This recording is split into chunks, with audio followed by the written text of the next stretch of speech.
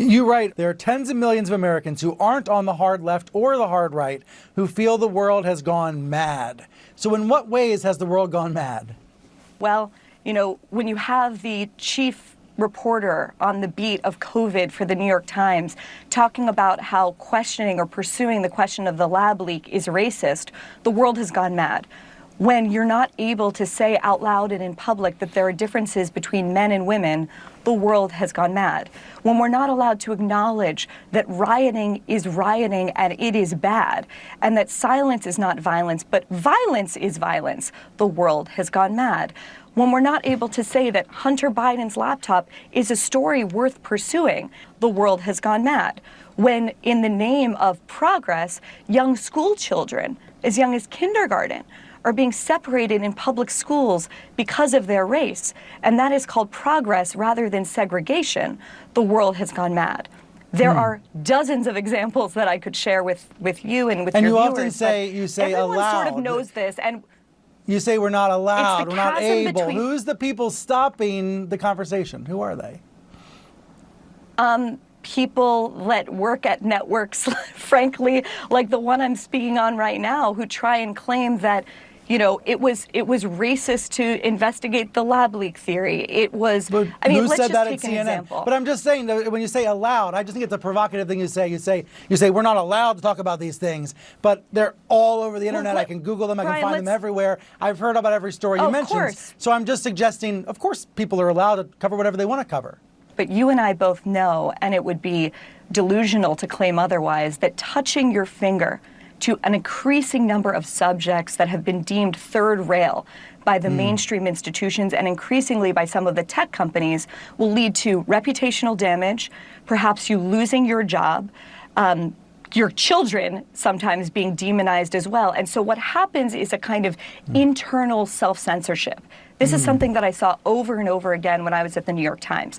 People saying to themselves, you know what, why should I die on that hill? Why should I take the 3 or 4 weeks that it takes to smuggle through an op-ed that doesn't suit the conventional narrative? I might as well commission the 5,000th op-ed saying that Donald Trump is a moral monster. What's going on is the transformation of these sense-making institutions of American life.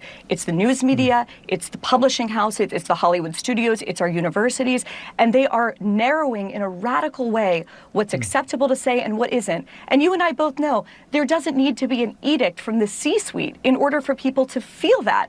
All they need is to watch an example. Let me give you one example. Dorian Abbott is a geophysicist at the University of Chicago. He is absolutely brilliant, and he was slated to give the Carlson Lecture at MIT. It's an incredibly prestigious public lecture. But he was canceled from that lecture because of a Twitter mob. And what was his sin? Well, he argued that people should be hired on the basis of their merit and their individual, and their individuality, not based on their identity as a group. That was his thought crime. And for that, MIT, one of the most important research universities in the world, caved in a matter of 8 days. Now you can say to me, oh, that's cherry picking, oh, that's a one-off. What are the downstream effects of an example like that? Every other scientist, every other academic who's watching that is saying, wait, hold on. If he's being canceled for that, what does that mean for me? I might as well shut up. I might as well practice doublethink in the freest society in the history of the world. That is one of the great stories of our time, and that is the story that's been uncovered largely, not because of disinformation or not because they're lying about it, simply because they're ignoring it. It's disinformation by omission. So That's people what's know happening not in to much touch of the the stove. mainstream. You're saying people are learning not to touch the course. stove, and thus the narrowing of the worldview is happening. So look, this is why I'm a subscriber to Common Sense. I think these subjects are really, really important, and we need to talk about them openly on TV and address what's happened. The idea that cancel culture is happening but is minor has been a narrative out there in recent weeks. I'm sure you've read some of these stories saying, yeah, okay, yes, there are a few examples of people being so-called canceled, but it is not an emergency, not a massive situation. You are making the argument that because of self-censorship, cancel culture is pervasive. Is that a fair assessment?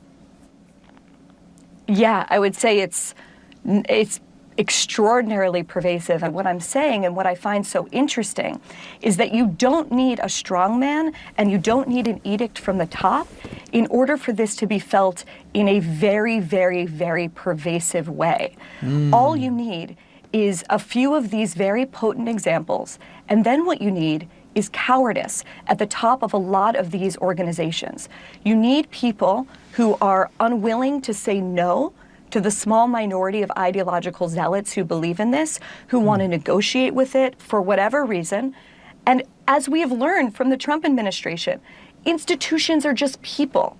Institutions are just people. And so if an institution whose job it is to uphold, let's say, liberalism, broadly defined, decides not to do that anymore, why should it be a surprise then that that institution becomes illiberal? We've just watched what happens in that sense.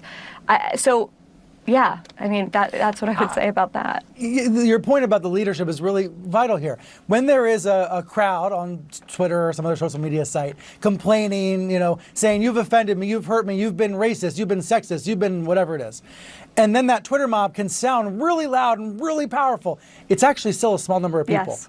But we do see companies sometimes cave to what sounds like a huge crowd that's actually pretty small. And that is a story that's happened over and over again, and it sounds like you're trying to push back against that. I'm definitely trying to push back against that. One of my ways of pushing back against that is simply starting another party. I mean, meaning you can stay in the room and try and, scream as loud as is possible every single time it happens, or you could say, you know what? I'm going to be my own boss. I'm not going to worry about, angering a tiny group of people on Twitter and then being subject to, a masthead or a boss that doesn't have the spine to stand up to